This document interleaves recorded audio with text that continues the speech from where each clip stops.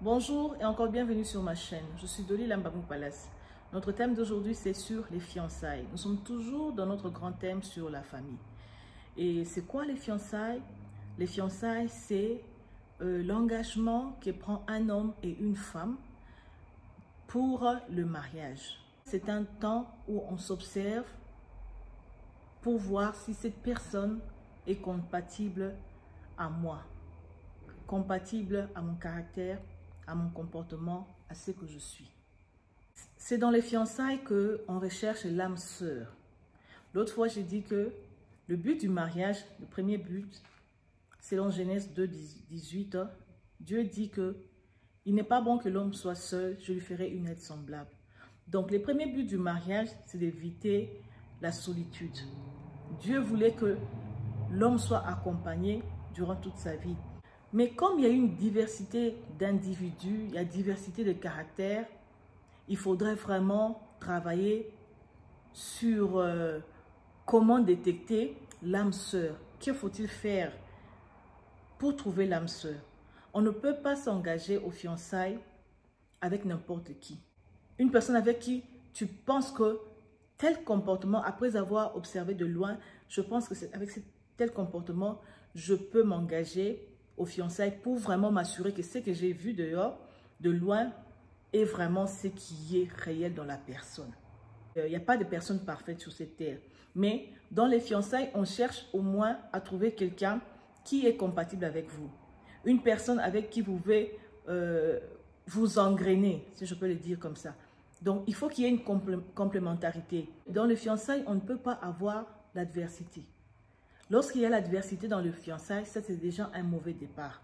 Il faudrait lâcher prise. Les fiançailles est le temps de connaître la nature de l'autre. Puisqu'on se connaît déjà, puisqu'on sait ce qu'on veut, maintenant il faut connaître qui est l'autre. Qui est vraiment cette personne avec qui je pense que je peux faire toute ma vie. Je pense qu'il faut aussi parler de qu'est-ce qui compose vraiment les fiançailles. J'ai dit, les fiançailles n'est pas le temps vraiment de s'amouracher, mais c'est le temps d'étudier l'autre. Dans les fiançailles, il y a des caractéristiques, ou bien il y a des choses, ou bien des points qu'on doit observer. Les premiers points qu'il faut observer dans les fiançailles, après qu'on voit que la personne nous aime, c'est la communication. Comment est-ce que ou bien vous êtes en train de vivre la communication? Il n'y a aucune relation qui peut marcher ou bien réussir sans la communication. La communication, c'est la façon c'est un moyen d'exprimer ce qu'on sent ou bien ce qu'on voit. Vous voyez un peu. Donc, dans les fiançailles, il faut vraiment avoir le droit à la parole. Il faut qu'il y ait une bonne communication. Lorsqu'on n'a pas droit à la parole, il n'y a pas de communication. Dans la communication, nous avons l'écoute. Nous avons l'écoute, nous avons aussi les parler. Cela doit être de deux côtés. Il faut savoir écouter l'autre. C'est le moment d'étude. Tu es en train d'étudier la nature de l'autre. C'est ici qu'on joue les cartes dans les fiançailles. Les cartes de mariage se jouent dans les fiançailles. C'est ici qu'on détermine si on aura des enfants ou on n'aura pas. Il faut vraiment qu'on fasse attention avec ça. C'est un point très important.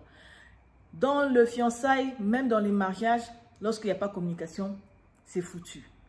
Écoutez l'autre, même lorsqu'on pense que l'autre a tort, même lorsqu'on pense que l'autre est insensé, excusez-moi les termes, lorsqu'on pense que l'autre est moins intelligent, cette personne-là est moins intelligente, cette personne ne dit pas des choses bien réfléchies, mais il faut écouter.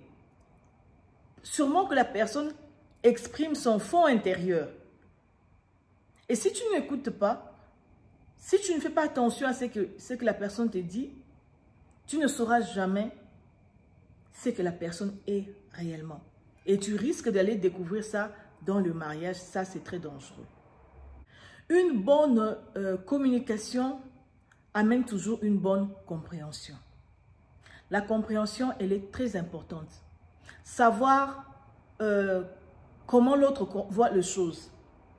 J'ai vu une fois une image, là on a mis deux personnes, une personne à gauche et l'autre à droite, et le nombre c'était 69.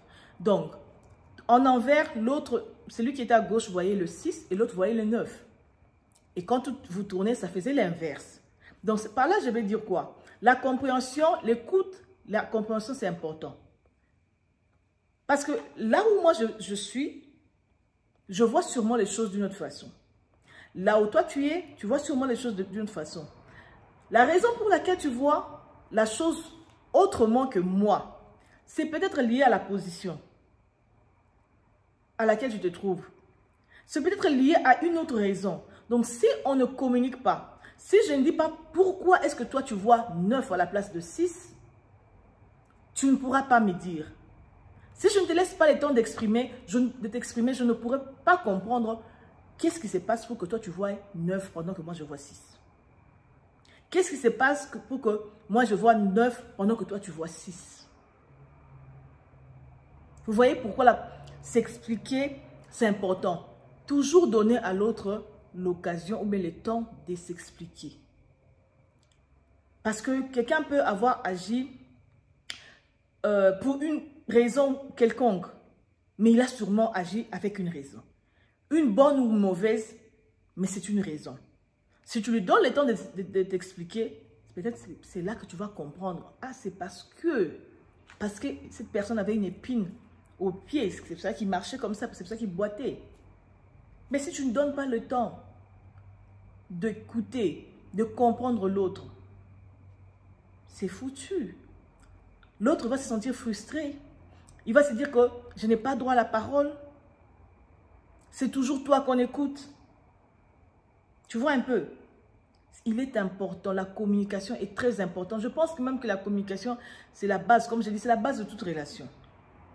Lorsqu'il n'y a pas de communication, lorsque tu n'as pas droit à la parole, c'est toujours la femme qui parle, c'est toujours l'homme qui parle, c'est toujours la femme qui a raison, c'est toujours l'homme qui a raison. Je vous dis, ça c'est vraiment aller en besogne. Donc, comme vous n'êtes pas encore entré dans le mariage, pour moi, je pense qu'il faudrait casser ces fiançailles-là. Quel est encore l'autre point qui est important dans les fiançailles? Il y a la tolérance. Qu'est-ce que je veux dire par la tolérance? La tolérance, ce n'est pas seulement accepter que l'autre peut donner une opinion, mais accepter que l'autre aussi a le droit d'avoir une opinion contraire à la tienne. C'est important. Sinon, il n'y a qu'une personne qui règne, une personne qui vit dans cette relation-là. Si tu ne sais pas accepter l'opinion de l'autre, c'est un mauvais départ. Si tu constates que ton opinion n'est pas acceptée, que ce soit une opinion faible, mais tu vois dans le sens où lorsqu'il y a conversation, lorsqu'il y a un problème à traiter, c'est toujours toi qui as tort au fait. C'est toujours toi qui as tort. C'est l'autre qui a toujours raison. C'est vraiment un mauvais départ. Donc, c'est-à-dire qu'il n'y a pas de tolérance. C'est-à-dire qu'on n'accepte pas que l'autre peut avoir un avis contraire. C'est très dangereux pour les mariages. Ça va finir par des frustrations terribles. Quel est encore l'autre point pour les fiançailles? Il y a aussi l'intérêt de l'autre. Combien ou bien comment l'autre s'intéresse à toi? Est-ce que la personne se soucie de tes problèmes ou bien il fait attention à tes problèmes? Il fait attention aux choses que tu es en train de lui dire, à tes préoccupations. Est-ce qu'il se souvient même de tes préoccupations? C'est important. C'est très important. Je ne dis pas qu'il faut casser les fiançailles pour ça, parce que ce sont des choses qui peuvent se corriger. On apprend toujours, mais je dis que c'est quand même important. Pourquoi important de déceler ça? C'est pour pouvoir corriger. L'habitude d'un jour, bien d'une fois la semaine, 2 fois la semaine, c'est différent avec l'habitude quotidienne. Deal avec quelque chose de mal, quotidiennement, c'est très différent. Voilà pourquoi il faut déceler les points des zones sombres pour pouvoir les éclairer avant d'accéder au mariage. L'intérêt de l'autre implique aussi comment est-ce que ton fiancé ou bien ta fiancée se comporte avec toi devant les gens? Est-ce que tu es une priorité? Est-ce que cette personne préfère passer le temps avec d'autres ou bien avec toi? Est-ce qu'elle a la facilité, par exemple, de te présenter devant les gens? C'est mon fiancé, c'est ma fiancée. C'est important, mais ce n'est pas la raison de briser les fiançailles. Ce sont des choses qui peuvent se corriger. Un autre point très, très important qui peut casser même le fiançailles, c'est le comportement et le caractère de l'autre. Il est très important de connaître le comportement, d'étudier le caractère de l'autre. Quelqu'un qui a déjà, dès le commencement, un caractère, je peux dire, violent ou bien violente, il faut faire attention. Il y a de ces choses que, quand on chasse les naturels, il revient au galop.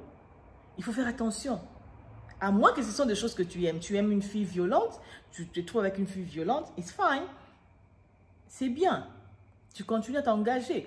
Mais je vais vous raconter une petite histoire, bien un petit exemple. Moi, je connais des gens qui, dans leur relation de fiançailles ou bien de pré-fiançailles, si je peux dire, qui se sont retrouvés avec des partenaires violents. On est déjà dans les fiançailles, tu es en train de battre la fille. Je connais particulièrement des cas où les hommes se sont retrouvés avec les femmes impolies ou bien les femmes difficiles et qui se disaient, ah, moi j'aime les femmes dures de caractère, moi j'aime les femmes ceci, cela. Mais ça, c'était un comportement de here and there, 2 fois la semaine, 3 fois le mois. Mais vivre ça quotidiennement dans le mariage, un mauvais caractère ne pourra vraiment pas, ce mariage-là ne pourra pas tenir. Il faut vraiment voir, est-ce que le comportement, mais le caractère, surtout le caractère, son caractère est compatible à ton caractère. C'est important. C'est complémentaire. Est-ce qu'il y a engrenage? Ou bien il y a, en tout cas, left and right. Ça, c'est une raison de briser les fiançailles. Lorsqu'il n'y a pas compatibilité des caractères, on ne peut pas continuer normalement. Si tu te retrouves avec une femme très arrogante, une femme qui, par exemple, a facilité, disons, peut facilement mentir, je ne sais pas comment est-ce que ça va se passer dans les mariages. Un homme qui ment comme son souffle, comme l'oxygène, comme on dit, une personne qui ment comme elle respire, c'est dangereux. Si déjà dans les fiançailles, tu te retrouves avec un partenaire qui te trompe, infidèle, il ne faut pas continuer.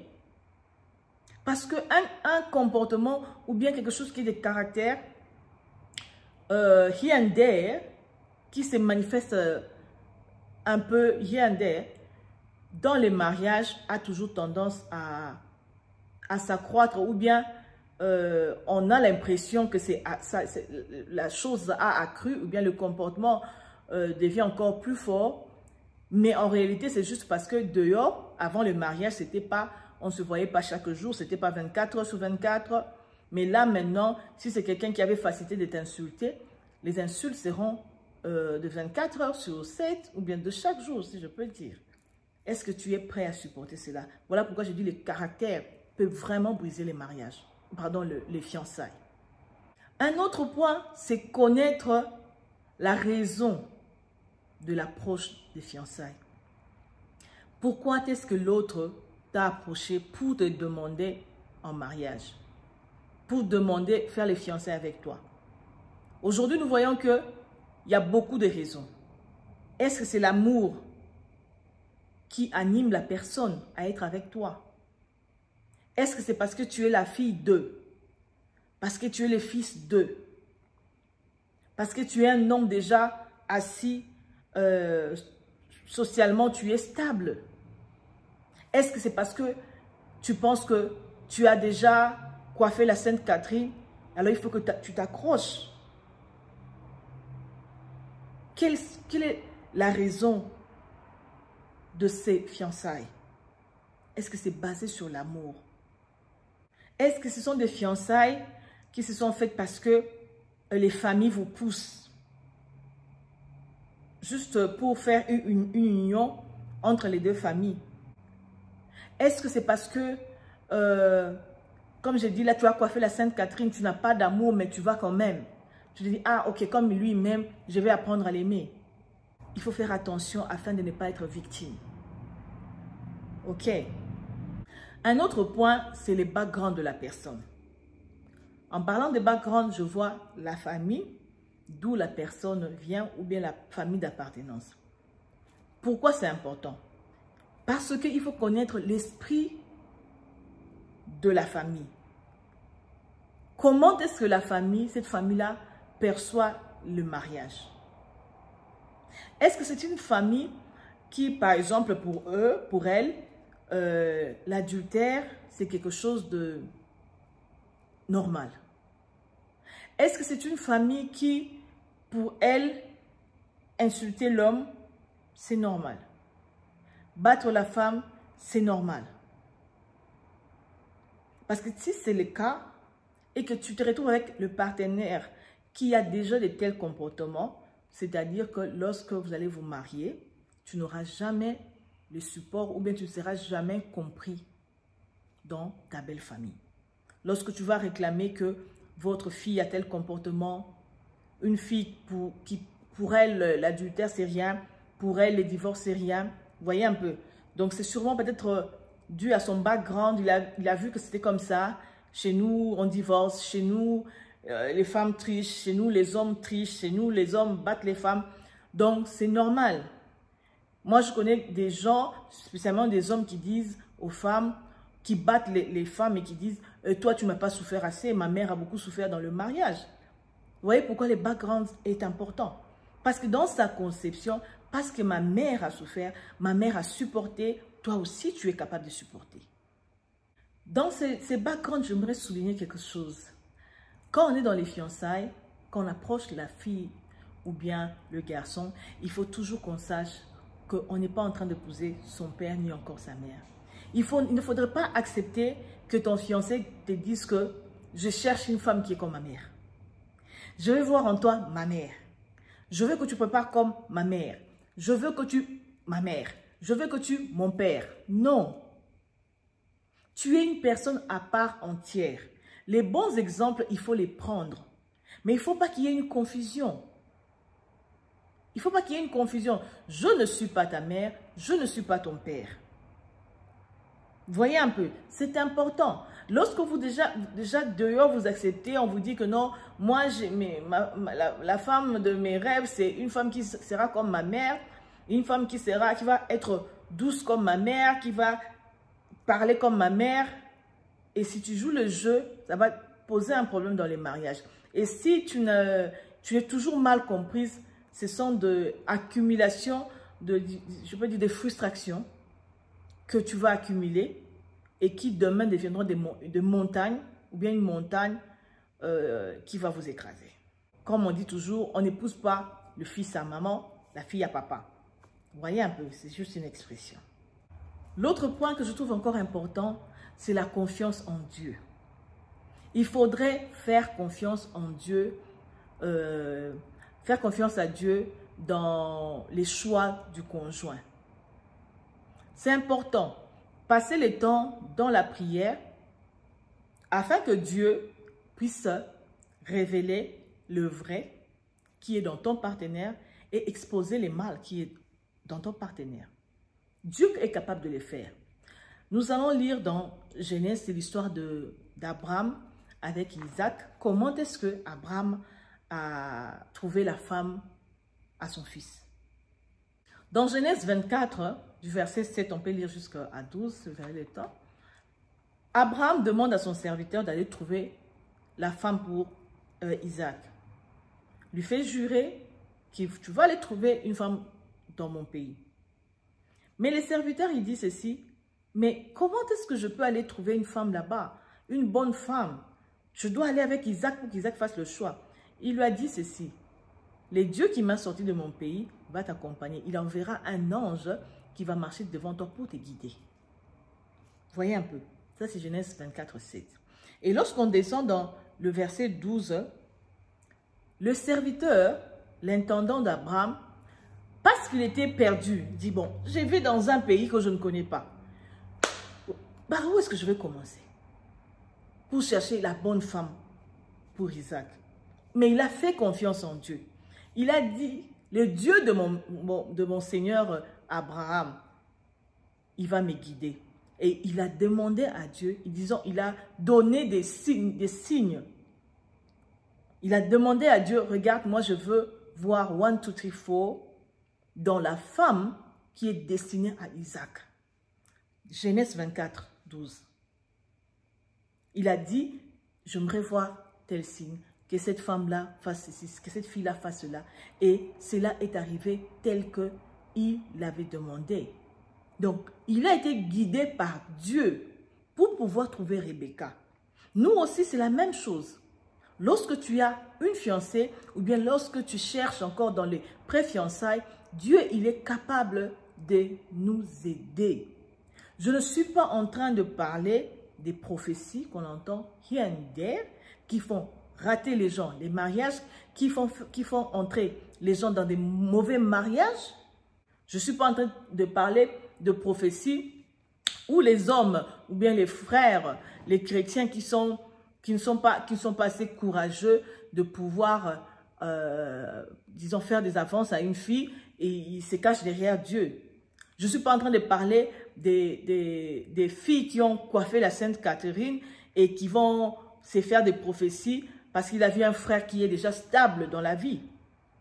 Je ne suis pas en train de parler des frères qui, n'ayant pas le courage d'affronter les filles, ils vont coopérer avec des serviteurs pour dire que non, moi, cette fille-là, Dieu m'a parlé. Non. Dans le cas où Dieu a parlé à quelqu'un là, il faut que Dieu te parle aussi. Ça, c'est important, que Dieu te parle. Oui, il a parlé au serviteur d'Abraham. Là aussi, il parle à un frère, oui, une sœur. Que c'est ça, c'est ce que Dieu veut. En tout cas, il faut être sûr que Dieu te parle aussi. Ok? Parce que tu ne peux pas aller comme ça, tu n'aimes pas la personne et puis tu te retrouves vraiment dans des situations mauvaises. Ok? Un autre signe, c'est un signe important, la paix intérieure. Le Saint-Esprit, il opère avec la paix. C'est un esprit de paix. Lorsque tu es dans une relation de fiançailles où tu trouves que au-dedans de toi, tu es troublé, n'y va pas. N'y va pas. C'est déjà le Saint-Esprit qui te fait des signes, qui te parle. Tu peux passer encore du temps dans la prière pour demander à Dieu, mais c'est un grand signe. Le manque de paix est un grand signe que tu n'es vraiment pas dans la bonne voie. Il y a des gens qui, je connais, qui se sont mariés comme ça dans cette situation. Ils voient que la relation, ça ne l'arrange pas. Il n'est pas à l'aise ou bien elle n'est pas à l'aise dans la relation. Mais parce que c'est une relation où on a cherché les prophéties, où on a cherché Dieu a parlé ainsi. Il se dit que Dieu a parlé au pasteur, il a parlé à l'évangéliste, je dois obéir. Non, double check si c'est vraiment Dieu. Si c'est Dieu, il va donner la paix. S'il n'y a pas de paix, ce n'est pas de Dieu. Ça, vraiment, je suis en train d'insister, tu vas gâcher ta vie, ma chère ou bien mon cher. Donc, la paix est un signe important parce que la paix, c'est le signe du Saint-Esprit. Il est très important d'aller avec Dieu parce que les fiançailles qui arrivent au mariage déterminent toute ta vie. Ça détermine ton évolution même spirituelle. Alors, je vais finir par ici en disant que les fiançailles n'est pas un engagement à vie. Il ne faut pas avoir honte de briser les fiançailles lorsqu'il y a incompatibilité, lorsqu'il n'y a pas de paix dans cette relation, lorsqu'on n'est pas à l'aise dans cette relation. Il est beaucoup plus facile ou bien simple de briser les fiançailles que de briser un mariage. Vous voyez? Alors, l'amour à lui seul ne suffit pas pour entrer dans un mariage. Je suis en train de parler de l'amour, d'être amoureux. Ça ne suffit pas pour entrer dans le mariage. On a besoin de ces critères, de ces points dont j'ai parlé. On a besoin du cerveau pour examiner. On a besoin du cœur pour aimer et supporter certaines choses. On a besoin de Dieu pour nous conduire, pour exposer les faux, pour exposer les hypocrites. Si tu rates déjà les fiançailles, il y a déjà un grand pourcentage d'avoir de sérieux problèmes dans le mariage. Alors, faisons vraiment confiance à Dieu, examinons les choses, ne passons pas le temps à nous amouracher dans les fiançailles. Ces temps-là viendra. C'est le temps que Dieu a donné dans le mariage. J'en ai parlé l'autre fois. Alors, passons plus le temps à étudier l'autre, à connaître l'autre, afin de faire un bon mariage, afin de bien s'amouracher dans le mariage. Lorsque tu connais la nature de l'autre, tu sais comprendre l'autre, vous allez arriver au mariage et vous allez vous réjouir toujours ensemble. Alors, si vous avez aimé la vidéo, cliquez sur le pouce et puis partagez la vidéo. S'il y a des commentaires, merci pour les inbox. Vraiment, ça m'encourage beaucoup. Toutes ces personnes qui m'appellent inbox. Alors, vraiment, n'oubliez pas de cliquer sur le pouce pour dire que vous avez aimé la vidéo. C'est vraiment très important. Que le Seigneur nous bénisse et on se voit à la prochaine vidéo.